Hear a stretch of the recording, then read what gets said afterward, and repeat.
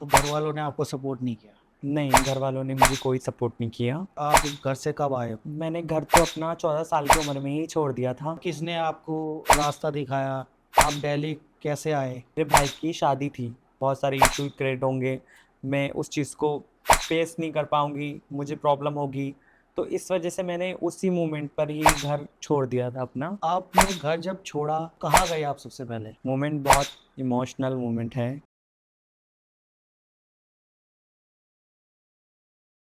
कुछ कहानियाँ हिम्मत, स्ट्रगल और अपनी एक अलग पहचान बनाने की होती है। आज हमारे पॉडकास्ट में एक ऐसी पर्सनैलिटी है जिन्होंने स्टीरियोटाइप को तोड़कर मॉडलिंग की इस दुनिया में अपना नाम बनाया है और लाखों लोगों के लिए एक इंस्पिरेशन बनी है। Please welcome our special guest miss Pari Sharma. तो परी, कैसे हैं आप? अच्छी हूँ, आप कैसे हो? मैं भी अच्छा हूँ। तो आज अपने बारे में कुछ बताइए हमारे व्यूवर्स को। ओके, तो मैं सबको बताना चाहती हूँ ये आई एम प्रोफेशनल मॉडल परी डांसर। मैं स्टेज डांस परफॉर्मेंस करती हूँ ओके। और अभी इसी इंडस्ट्री में काम कर रही हूँ और इसी चीज़ के लिए जाती हूँ, ब्राइडल शूट वगैरह के लिए, स्टेज डांस परफॉर्मेंस।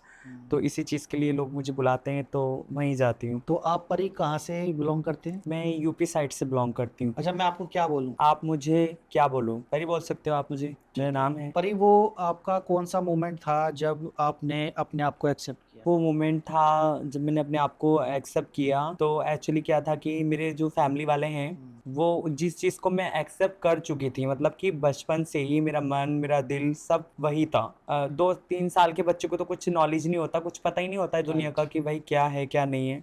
उसके बाद जब 14 साल की उम्र थी तो समझदारी आई, तो फिर पता चला कि मैं कुछ डिफरेंट हूँ, कुछ अलग हूँ। मतलब जो रवैया था, जो वहाँ मतलब उस टाइम का जो मोमेंट था, वो कुछ अलग मोमेंट था। जो आज मोमेंट है मेरा, वो कल नहीं था। कुछ डिफरेंट, मतलब बच्चे थे, बच्चों को तो आप जैसे भी आप रखते हो घर में तो वो तो वैसे ही रहते हैं, क्योंकि बिल्कुल। उस एज में तो माँ बाप ही बच्चों का ख्याल रखते हैं। वो जैसे उनको कपड़े पहनाएंगे, जैसे उनको रेडी करेंगे, जैसे उनको बोलेंगे वो वैसे ही करेंगे, क्योंकि उनको कुछ नहीं पता होता। तब उनको पता चल जाता है, बच्चे जब समझदार हो जाते हैं तो उनको पता चल जाता है कि हमारे मम्मी पापा हैं, ये चीज़ अच्छी है, ये बुरी है। तो तभी इंसान को नॉलेज आ जाती है कि वो क्या है और सामने वाले इंसान क्या है। तो फिलहाल मैं ये बताना चाहती हूँ कि उन्होंने जो मैं हूँ, उन्होंने उस चीज़ को एक्सेप्ट करने में बहुत, मतलब कि उसको वो एक्सेप्ट नहीं करना चाहते थे।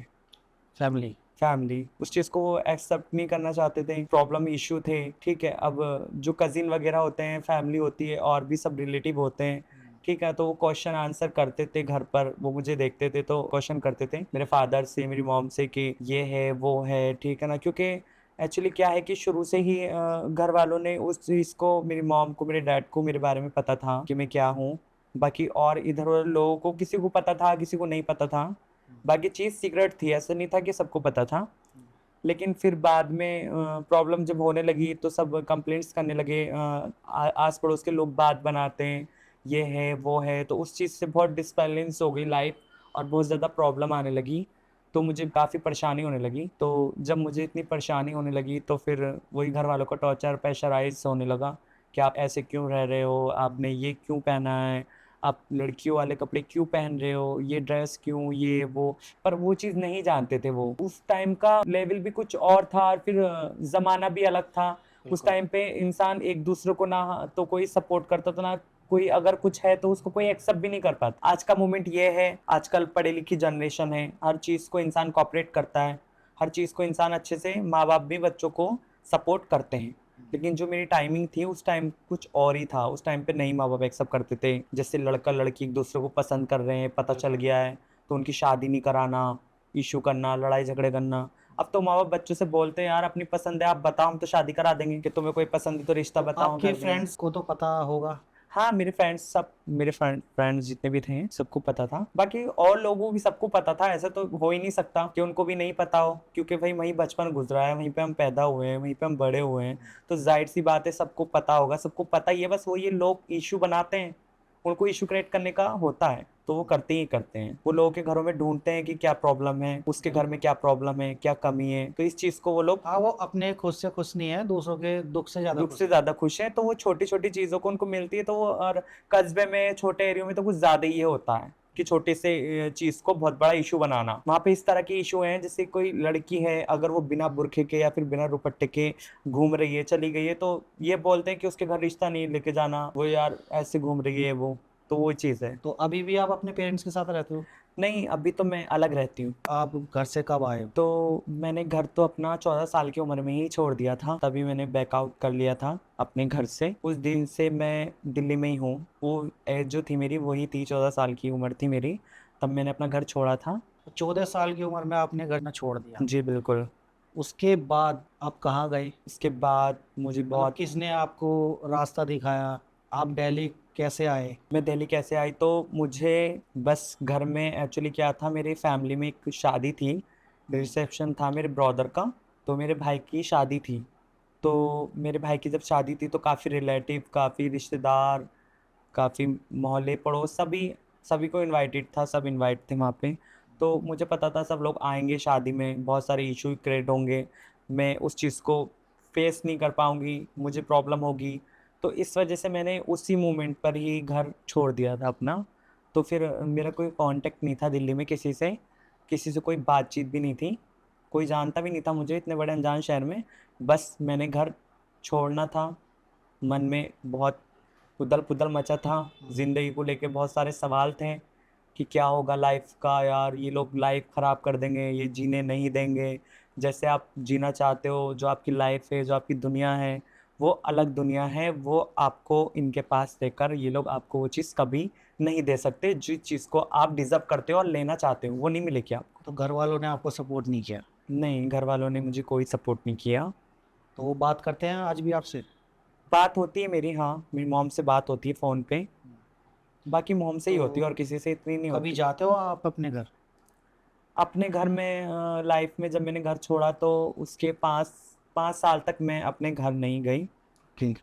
5 साल तक मैंने यहीं पे दिल्ली में स्ट्रगल किया, छोटी-छोटी चीज़ों को सीखा, लोगों के बारे में पता चला कि कैसे-कैसे लोग हैं, कितने गलत लोग हैं, कितने अच्छे लोग हैं, कितने लोग झूठ बोल सकते हैं, कितना लोगों को बेवकूफ़ बना सकते हैं।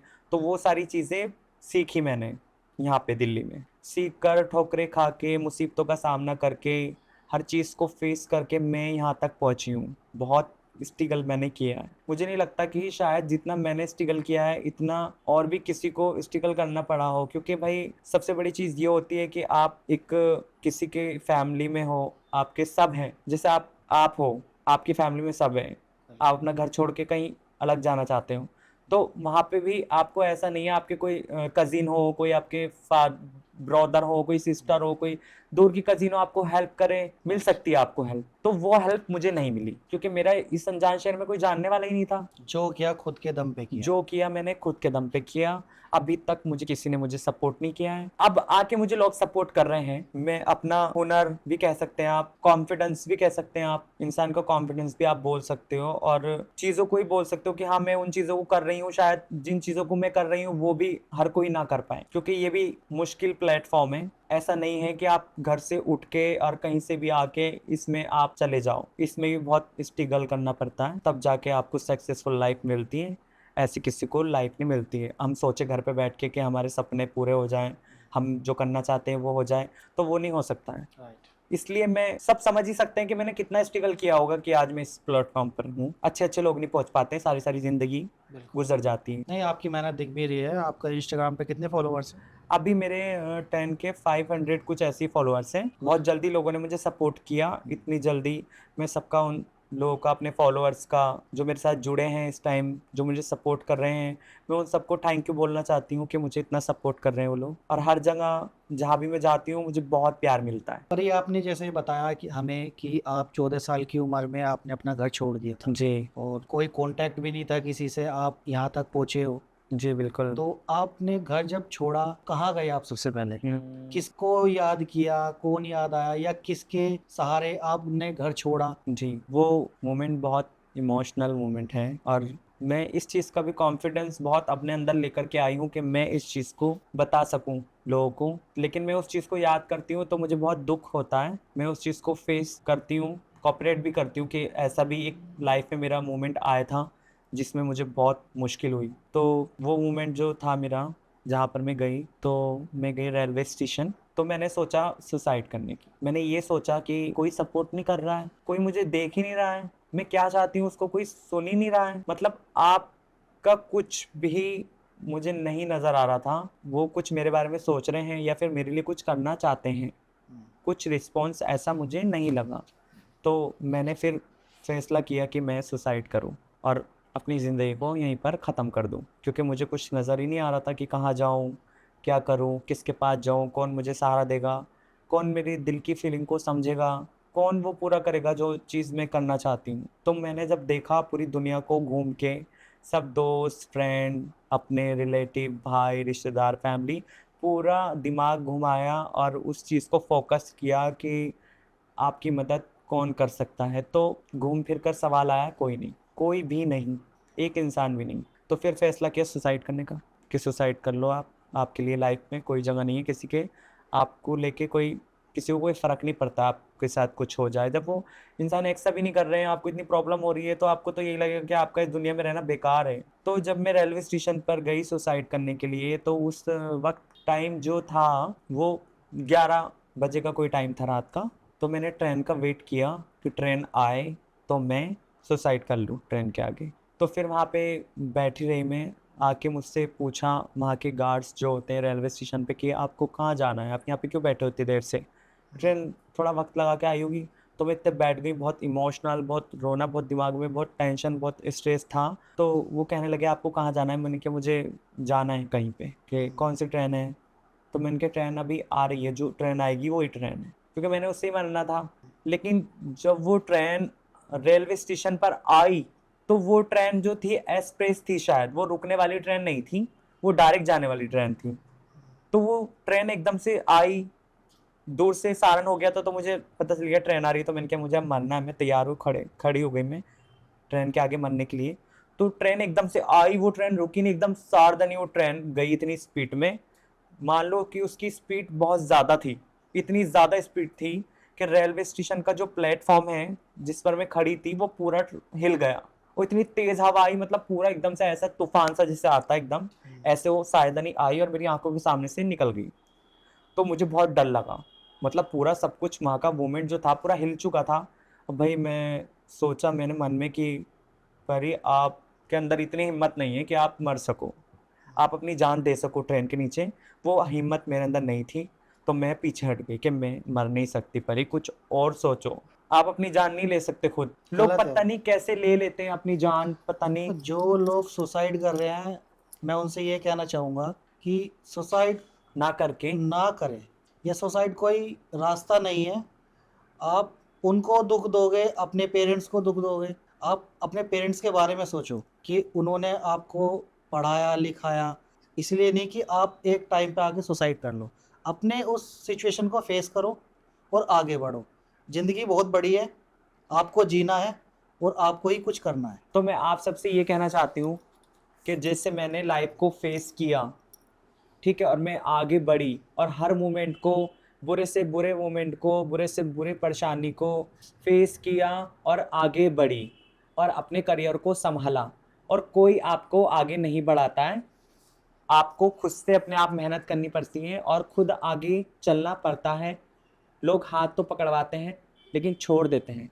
तो आपने हाथ नहीं पकड़ना, आपने अपनी किस्मत को अपने आप लिखना है और आगे बढ़ना है, कॉन्फिडेंस रखना है मेरी तरह। तो मैं सबको यही पैगाम भेजना चाहती हूँ कि कैसे मैंने स्ट्रगल किया, कैसे चीज़ों को फेस किया, इतने परेशानी के मोमेंट को भी हल किया। मरने को मर जाती तो मैं आज यहाँ नहीं होती, लेकिन मैंने जो आपने समझदारी से अचीव काम, किया वो शायद आप नहीं कर पाते। जो नहीं कर पाते। और कहीं ना कहीं पेरेंट्स को नहीं समझते, है ना, बच्चों। लेकिन गलत है, पेरेंट्स ही आपको समझेंगे हमेशा। ऐसा नहीं है, उनके लिए बच्चे बड़े भी हो जाते हैं तो वो बच्चे ही कहलाते हैं, तो उनको भी दुख होता है। अच्छा, उसके बाद आपने क्या किया? मैंने जब रात को कैंसिल किया मरना, तो उसके बाद मैंने सोचा कि मैं दिल्ली चले जाऊँ। दिल्ली दिल्ली दिल्ली मन में, मतलब सब वहाँ पे मेरे मन में यही था कि मैं किसी तरह से इस शहर से, अब मरना तो हो गया कैंसिल, अब मैं यहाँ तो नहीं रह सकती हूँ। जब इतना इमोशनल मोमेंट है, जब सिचुएशन इतनी ख़राब है कि मरने पर आ चुकी है, तो आप वहाँ रह ही नहीं सकते हो, कैसे आप रहोगे वहाँ पे। तो मैंने ये सोचा कि दुआएं मांगी, सब जगह गई, मंदिर, मस्जिद, गुरुद्वारा, सब जगह जाके ब्लेसिंग की, सबसे ऊपर मन में ऊपर वाले से दुआ मांगी कि मैं किसी तरह से एक बार यहाँ से निकल कर दिल्ली पहुँच जाऊँ या कहीं भी ऐसी जगह चली जाऊँ, बस यहाँ नहीं रहूँगी, चाहे कहीं भी किसी भी शहर चली जाऊँ। तो आप दिल्ली पहुंच गए। तो फिर मैं दिल्ली, फिर आप किससे मिले दिल्ली में? जब मैं दिल्ली के अंदर आई तो किसी से कोई जान पहचान नहीं थी, कोई जानता नहीं था, किसी का कोई कांटेक्ट भी नहीं था। तो मैं रही कश्मीरी गेट मेट्रो स्टेशन पर, मैं रही वहाँ पर, मैं बैठी रही पूरी रात पूरा दिन। मुझे वहाँ पे 2 दिन हो गए ऐसे ही बैठे रहे, बैठे बैठे, और सोचते सोचते कि यार कोई यहाँ पे लोग आ रहे हैं जा रहे हैं, बस किससे बात करूँ, किसको बताऊँ कि मैं किस परेशानी में हूँ, कि मुझे कितनी ज़रूरत है किसी के सहारे की, कि कोई मुझे सहारा दे और मुझे यहाँ से ले जाए। वो बहुत इमोशनल मोमेंट है। मैं उस चीज़ को जब याद करती हूँ तो मुझे बहुत तकलीफ़ होती है उस चीज़ को याद करके, कि एक ऐसा भी समय था जिस वक्त में मैं चाह रही थी कि कोई मुझसे बात करे, कोई मुझे बस एक रहने के लिए पनाह दे दे, और मैं बदले में कुछ भी करने के लिए तैयार हूँ। यहाँ तक कि घर का कोई काम हो, कोई भी घर के काम के लिए रख ले, चाहे कुछ भी कर ले, पर मुझे रहने के लिए, सोने के लिए कहीं जगह मिल जाए। तो बहुत परेशान हुई वहाँ पे, 1-2 दिन गुजार लिए मैंने ऐसे ही। ठीक है, कुछ पैसे थे मेरे पास, तो घर से वो मेरी मम्मी ने मुझे मेरे ब्रदर की शादी थी तो उस शादी के लिए कपड़े लाने के लिए दिए थे। तो मैंने उनको ये बोला था कि मुझे कपड़े यहाँ से नहीं लेने हैं, मुझे दिल्ली से लेने हैं। तो वो जो उन्होंने मुझे पैसे दिए थे, 2500 रुपये दिए थे उस टाइम पे उन्होंने मुझे कपड़े लाने के लिए। तो उन्हीं पैसों से मैं दिल्ली आई, उन्हीं पैसों को थोड़ा थोड़ा खर्च किया। मतलब बहुत मुझे पता था कि मुझे कैसे गुजारा करना है, तो मैंने वही पानी की बोतल ली, बिस्किट का पैकेट लिया पार्ले जी का, और उसको ग्लास में डिप किया बिस्किट को, वो खाया पानी से? पानी से उसको डिप किया, खाया, कि इसलिए कि इतना बड़ा शहर है, यहाँ पे इतनी महंगाई है, अगर मैंने सारे पैसे अच्छे खाने में या फिर खर्च कर दिए तो फिर बाद में मेरा क्या होगा, मैं खाऊंगी कहाँ से, रहने के लिए जगह तो नहीं है, खाने के लिए भी नहीं होगा, तो फिर बुरी हालत हो जाएगी। तो फिर आपको कौन टकराया वहाँ, या कहाँ गए फिर उसके बाद? वहाँ पे मेरे को एक सरदार जी टकराए थे। मैं उसी चीज़ का उनका बहुत आदर करती हूँ, वो मुझे मिले वहाँ पे, तो मैं बैठी थी, वो आए मेरे पास। उस टाइम पे बहुत छोटी एज थी, बहुत छोटी उम्र थी, तो मैं बहुत, मेरी मम्मी भी बहुत सुंदर है, तो मैं अपनी मम्मी के ऊपर हूँ। तो अभी मैं कम सुंदर हूँ, बचपन में मैं बहुत ज़्यादा सुंदर थी, क्योंकि उस टाइम पे मेरी उम्र 14 साल थी। तो मतलब मेरा रंग बिल्कुल ऐसा था, बिल्कुल फेयर, बिल्कुल वाइट, और कहीं भी नहीं, फेस आज फेस भी पे। आप काफ़ी सुंदर हो। हाँ, तो बचपन में भी और ज़्यादा सुंदर थी। बचपन में मतलब क्रीम वगैरह कभी ये सब चीज़ प्रोडक्ट वगैरह यूज़ नहीं किए थे, कभी मिले ही नहीं थे ये सब चीज़ें। तो आज तो ये सब चीज़ें मिलती हैं, प्रोडक्ट वगैरह मैं लेती हूँ, लगाती हूँ, ठीक है, तो वो सब चीज़ नहीं मिलती थी उस टाइम पे। तो उस टाइम पे उसने मुझे देखा, उन्होंने मुझसे मेरे पास में आए, मुझसे पूछा कि आप क्यों परेशान हो, आप तो इतने अच्छे घर से आप लग रहे हो, क्या हुआ है आपके साथ में, उन्होंने पूछा। तो मैंने उनको बताई सारी बात, ऐसे ऐसे ऐसे। उन्होंने मेरी बात पे बिलीव किया, उन्होंने मुझे हेल्प की, मुझे उन्होंने बोला कि आप परेशान मत हो, मैं आपके लिए कुछ करता हूँ। यार आप तो बहुत छोटे बच्चे हो, आपके साथ में क्या हुआ है, मैंने उनको बताया कि ऐसे ऐसे हुआ है, तो वो बहुत इमोशनल हो गए। उस टाइम पे शायद जो इंसान के मन में एक दूसरे के लिए भावना, एक दूसरे की मदद करना, वो चीज़ थी, कहीं ना कहीं वो चीज़ थी। नहीं, ये कहते हैं ना कि अगर भगवान रास्ते बंद करता है तो तो एक ना एक एक रास्ता ना एक खुलता है। खुलता है। तो उन्होंने मेरी मदद की, मुझे उन्होंने, उनका एक दोस्त रहता था, कोई अकेले रहते होगा, कोई वहाँ पे उनका कोई यहाँ पे जॉब वगैरह होगी, तो उन्होंने बोला कि आप उनके साथ में रह सकते हो, ठीक है ना, तो मैं उनको बोल के आपकी हेल्प करूँगा, आप परेशान मत हो। तो उन्होंने, उनका कोई फ्रेंड था, कोई दोस्त था, उन्होंने उससे बोला, उन्होंने मुझे उसके पास भेजा, और वहाँ पे उसने मुझे रख भी लिया। तो मैंने उसके साथ शेयर किया रूम। तो वो जॉब पर चला जाता, तो मैं घर में रहती, सोचते रहती थी। तो फिर एक एनजीओ था, कश्मीरी गेट पे एक एनजीओ है, ठीक है ना, वो एनजीओ आज भी है, मैं आज भी जाती हूँ उसमें। तो कश्मीरी गेट पे एक एनजीओ खुला हुआ है, उसमें जितने भी ये कमेटी के लोग हैं, किन्नस कमेटी के लोग हैं, वो सब वहाँ पे आते हैं, उन सब के लिए है। उनको कोई प्रॉब्लम हो, उनको कोई परेशानी हो, तकलीफ हो, कोई उनको उनके साथ कोई गलत काम कर दे, रैपिस्ट हो जाए उनके साथ, तो वहाँ पे उसको हेल्प मिलती है, दवाई मिलती है, वो लोग हेल्प करते हैं। तो मैं वहाँ पर गई, वहाँ पे जाके मुझे कुछ लोग मिले जिनसे मेरा कांटेक्ट हुआ, मैंने चीज़ों को जाना। पहले मुझे डर लगता था उनसे, कि वो लोग बहुत डराते थे मेरे फैमिली वाले मुझे, कि वो लोग बहुत ख़राब होते हैं, वो आपको पकड़ लेंगे तो आपके साथ गलत करेंगे, आपसे भीख मंगवाएंगे, आपको मारेंगे, आपकी चीज़ें आँख वाँख निकाल के आपको भीख मंगवाएंगे, ऐसे बोल के मुझे डराते थे वो लोग। तो मुझे बहुत डर लगता था उनसे। तो फिर मैं वहाँ पे मिली, एक बार गई, मैं बात की मुझसे, तो मैंने उन चीज़ों को समझा। फिर मेरी अच्छी अंडरस्टैंडिंग हो गई उस चीज़ को लेके कि हाँ भाई, ऐसा कुछ नहीं होता है, ऐसा कोई किसी के साथ ज़बरदस्ती नहीं करता है। वो सब कहने की बातें थी कि लोग डराते हैं कि इस तरह से होता है, इस तरह से होता है, ऐसा कुछ नहीं है। फिर मेरा वहाँ पे एक ट्रांसफॉर्मेंट से दोस्ती हुई, उसने मुझे गाइड किया। उसने मुझे बोला कि आप किसी को अपना नंबर मत देना, यहाँ पे लोग बहुत ख़राब हैं, आपका मिसयूज़ कर सकते हैं, आपका फ़ायदा उठा सकते हैं, आप बहुत मासूम हो, ठीक है, आपको आपको कुछ पता नहीं है। क्योंकि उस टाइम पे मुझे कुछ पता ही नहीं था ना, तो मैं नहीं जानती थी इतना बाहर की दुनिया के बारे में, बस जैसे कोई बताता था वैसे ही समझ लेते थे। तो उन्होंने मुझे बताया, समझाया, मैंने उस चीज़ को समझा।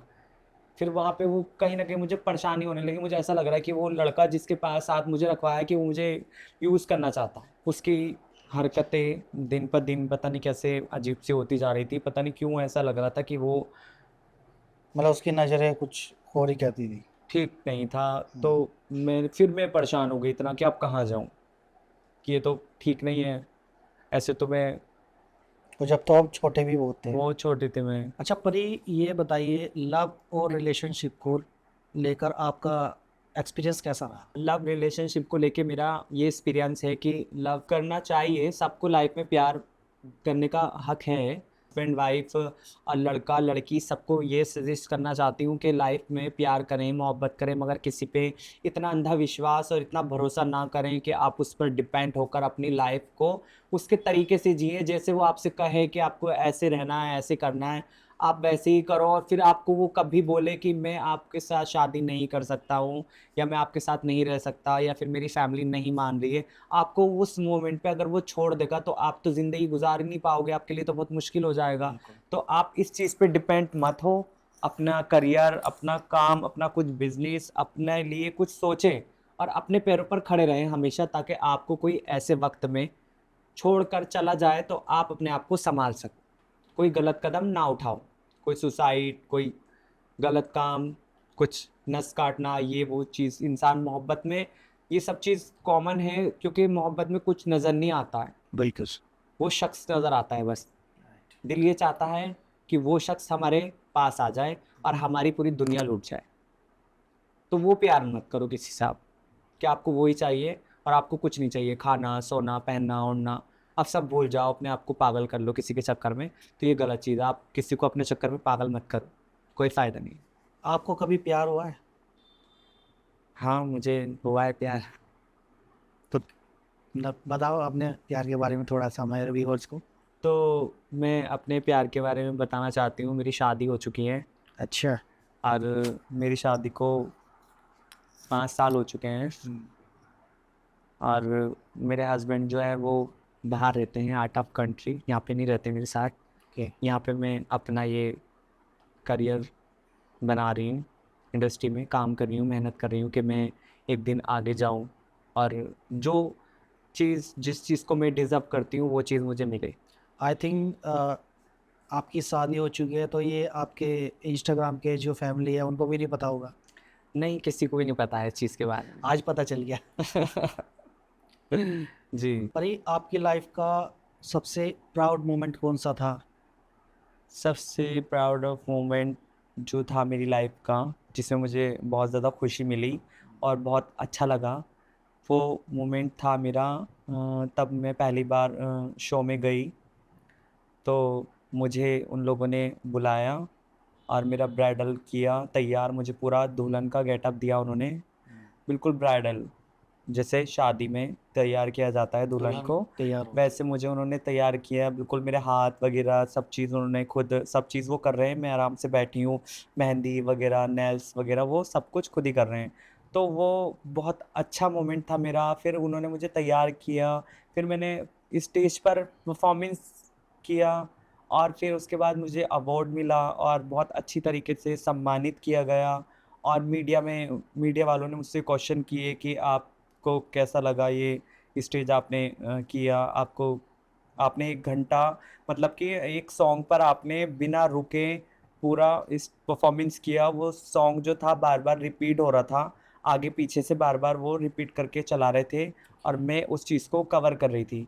तो वो मेरे लाइफ का बहुत अच्छा मोमेंट था, अवार्ड मिला, सम्मानित किया गया, तो ये सबसे अच्छा मोमेंट था। और लोग मेरे पास एकदम से इकट्ठा हो गए और फ़ोटोज़ खींचने लगे मेरी, और मेरे साथ फ़ोटोज़ लेने के लिए कहने लगे कि मैम प्लीज़ एक फ़ोटो, आप बहुत सुंदर हो।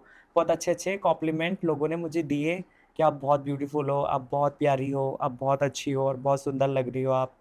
तो उस कॉम्प्लीमेंट जो मुझे मिलते हैं अब, वो तो मेरा पहला मोमेंट था, उसके बाद मेरा अब सब मुझे कॉम्प्लीमेंट अच्छे-अच्छे देते हैं और बहुत सब जगह जाती हूँ मैं, जहाँ पर भी लोग मुझे बुलाते हैं, बहुत अच्छा सम्मान करते हैं और मुझे बहुत खुशी होती है। यही मेरी लाइफ़ का बहुत अच्छा मोमेंट है और आज मैं यहाँ पर हूँ। पर ये जब आप अकेला फील करते हो अपने आप को, तो कैसे संभालते हो? मैं ऐसे सँभालती हूँ कि मैं ये सोचती हूँ कि परी आप अकेली नहीं हो। आपके साथ आपका कॉन्फिडेंस, आपका काम, आपका हुनर, आपके अंदर ऐसी बहुत सारी चीज़ें हैं कि आप उसको करके दुनिया को दिखा सकते हो और आप अकेले नहीं हो, आपके साथ सब हैं। लेकिन लगता है ऐसा कि सब आपके साथ है, लेकिन ऐसा तो कोई साथ नहीं होता है। लेकिन जब आप कुछ कर लेते हो, कोई सीढ़ी चढ़ जाते हो और आप आगे बढ़ जाते हो, तो फिर दुनिया आपको पूछती है। तो आपको ऐसा लगता है कि वो सब लोग आपके साथ हैं, लेकिन वो ऐसा नहीं होता है, वो फ़ैम के पीछे होते हैं। कभी ऐसा होता है कि आप रात में अकेले हो और आपको घर वालों की याद आए, मम्मा की याद आए, उस टाइम आप क्या करते हो? मम्मी से बात करते हो या नहीं, सिर्फ खुद को चुप करा लेते हो? यस। नहीं, मैं बात नहीं कर पाती हूँ, ठीक है? अब तो मुझे नहीं होता, अब तो मैं इतनी बिज़ी रहती हूँ कि मुझे ये सब चीज़ें सोचने का टाइम नहीं मिलता है। अकेली जब रहती थी, ऐसा कुछ काम नहीं था, जब कुछ नहीं था, जब मैं घर से छोड़ कर के आई थी, तब मैं मुझे ये सब चीज़ रोज़ सताती थी, मैं परेशान होती थी। लेकिन अब मैं इस चीज़ को लेके परेशान नहीं होती हूँ, क्योंकि अब मेरे पास टाइम ही नहीं होता है इन चीज़ों को सोचने का। मेरे पास अब बहुत सारे काम होते हैं, कहीं जाना होता है, लोग मुझे बुला रहे होते हैं, फिर मुझे कुछ क्वेश्चन इंसान भेजते हैं, कुछ रिहर्सल भेजते हैं कि आपको घर पे इस चीज़ का रिहर्सल करना है, आपको बोलना है। जैसे आपने बुलाया, आपने कॉन्टैक्ट किया कि परी आपने मुझे चीज़ों को बताया और कि आपको इस चीज़ की तैयारी करनी है, आपके साथ में ये क्वेश्चन्स ये। तो ये चीज़ मुझे पहले ही लोग गाइड करते हैं, क्योंकि जब कुछ करने वाले होते हैं तो उस चीज़ को पहले उसकी रिहर्सल अच्छी तरह सब कुछ करना पड़ता है, तभी होता है। लोग को पर्दे पे दिखता है कि सब कुछ बस गए और सब कुछ हो गया, तो ऐसा कुछ नहीं है। आप भी बहुत मेहनत कर रहे हो इस चीज़ में, आपके बहुत मेहनत लगती है, आपको सारी रात क्वेश्चंस को याद करना होता है, जिसको आप सोशल मीडिया पे डायरेक्टली बोल सकें, उस चीज़ को हमें रिहर्सल करनी पड़ती है। और आप भी बहुत मेहनत कर रहे हो और मैं आपको भी थैंक यू बोलना चाहती हूँ कि आपने मुझे यहाँ पे वेलकम। बुलाया और मुझे बहुत अच्छा लगा आपके यहाँ स्टूडियो पर आकर, और आपने बहुत अच्छे क्वेश्चंस किए। और थैंक यू। मुझे बहुत अनकम्फ़र्टेबल भी लग रहा था, मैं बहुत इमोशनल भी हो रही थी कि मैं कैसे इस चीज़ को फ़ेस करूँगी। आपने बताया, आपने समझाया कि आप परी, आप इस चीज़ को फ़ेस कर सकते हो। आपने मुझे हिम्मत दी, कॉन्फिडेंस दिया, थैंक यू सो मच कि मैं इस चीज़ को बोल पाई। क्या आपको लगता है कि आपको लोग समझने से ज़्यादा जज करते हैं? मुझे ऐसा लगता है कि लोग मुझे जज करते हैं समझने से ज़्यादा, लेकिन कुछ लोग मुझे बहुत समझते हैं, बहुत अच्छा मेरे साथ उनकी बॉन्डिशन है। लेकिन कुछ नए लोग एकदम से मिलते हैं, नए लोग मिलते हैं एकदम से बिना जान पहचान के, तो वो थोड़ा-सा उस चीज़ को लगता है मुझे कि करते हैं। लेकिन बाकी तो जब मैं किसी से बात करती हूँ, कोई मुझसे बात करता है और मेरे मेरे नेचर्स का पता लगता है इंसान को, तो वो मुझसे एकदम मुझसे कंफर्टेबल हो जाते हैं। बात करते के साथ ही वो लोग मुझसे बहुत अच्छा, एकदम से बाउंडेशन बहुत अच्छी हो जाती है। जब तक मुझसे बात नहीं करते तब तक लगता है थोड़ा-सा ऐसा एम्बैरेसमेंट सा हो रहा है, या फिर एक चीज़ें कुछ ठीक नहीं है, गलत-सुलत हो रही हैं। लेकिन जब मैं बात करती हूँ अपने नेचर वाइज़ की, तो सबको अच्छा लगता है। सबसे पहले मेरे नेचर की तारीफ़ होती है कि आपका नेचर बहुत अच्छा है, आप बहुत अच्छे से बात करते हो परी, आप बहुत आगे जाओगे। इस चीज़ का कॉम्प्लीमेंट मुझे लोग देते हैं। जितने भी मैं शोज़ कर चुकी हूँ, जहाँ जहाँ जा चुकी हूँ, वहाँ से मुझे यही कॉम्प्लीमेंट मिला है कि आप बहुत अच्छी मॉडल हो और आप बहुत लाइफ़ में आगे बढ़ सकती हो, आपके अंदर काफ़ी कॉन्फिडेंस है। अच्छा, कभी ऐसा हुआ है कि आपको एज़ अ मॉडल बुलाया गया है और आपको कॉम्प्रोमाइज़ करने के लिए भी बोला गया हो? ऐसे क्योंकि इस इंडस्ट्री में ये चलता बिल्कुल, है ना? करते हैं लोग। इस तरह से लोग कर देते हैं, आपको बताते कुछ हैं और हुँ। कुछ और हो जाता है। तो वो चीज़ की भी प्रॉब्लम होती है, उस चीज़ को भी फेस करना पड़ता है। तो आप अब कैसे उसको फेस करते हो? तो मैं उस चीज़ को ऐसे फेस करती हूँ, मैं अपने नेचर से बात करती हूँ और उनको बताती हूँ कि मैं क्या हूँ और मैं कौन हूँ। और आप मुझे जो समझ रहे हो मैं वो नहीं हूँ। तो मैं उनको अपनी भाषा में बताती हूँ, समझाती हूँ कि मैं ऐसे इंसान हूँ, मेरे लेवल ये है, ठीक है, और मैं ये ऐसे उल्टे सीधे काम नहीं करती हूँ। मैं एक अच्छे लेवल की इंसान हूँ और मुझे आगे एक अच्छे लेवल पर जाना है। अगर मैं ऐसे टोचे मुच्चे काम करूँगी, ये छोटे मोटे शोज़ के चक्कर में अपने आप को मिसयूज़, प्रेशराइज़ या इस चीज़ के दबाव में दबूँगी तो मैं कभी आगे नहीं बढ़ पाऊँगी। बिल्कुल। मैं इस चीज़ को इग्नोर करूँगी तो ही मैं आगे जा सकती हूँ, क्योंकि मैं चाहती हूँ आज क्योंकि शॉर्टकट सक्सेसफुल का जरिया नहीं है, वो नहीं, आप टॉप पे जाओगे और कब आप गिर जाओगे तो पता भी उसका नहीं भी चलेगा। कुछ पता नहीं चलेगा। तो अपनी मेहनत से बढ़ते जाओ, जी, और एक एक गलत। सीढ़ी, जी। तो एक ना एक दिन आप अच्छे लेवल पे पहुंच जाओ। अच्छा, पर ये आप लाइफ में कितने फनी हो? लाइफ में मैं काफ़ी फ़नी हूँ। अच्छा, जैसे? मैं जैसे कि यही कि मज़ाक, मस्ती, पर मैं हर किसी के साथ नहीं करती हूँ। जो मुझे लगता है कि मेरे दिल का, मन का इंसान है और मुझे वो समझता है, कोऑपरेट करता है, तो मैं उसी के साथ ही फ्रैंकली मज़ाक करती हूँ, बाकी मैं और किसी के साथ नहीं करती। तो आप कभी मौज मस्ती आपको करनी हो तो आप क्या करते हो?